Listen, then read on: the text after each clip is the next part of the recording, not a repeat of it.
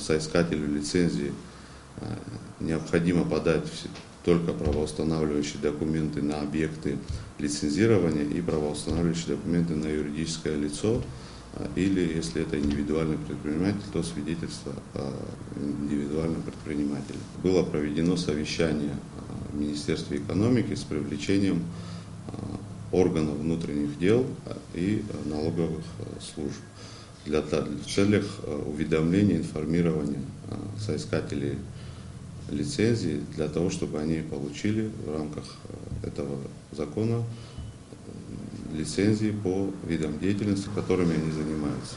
Вся информация эта изложена на сайте Министерства экономики, подробно освещена, и все положения о лицензировании также там выложены, и любой соискатель лицензии может с ними ознакомиться для того, чтобы подать документы на получение той или иной лицензии.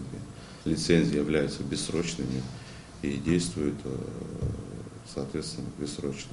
Вот. Что касается размера государственной пошлины, но на выдачу этих лицензий, то они варьируются от 10 до 15 тысяч рублей.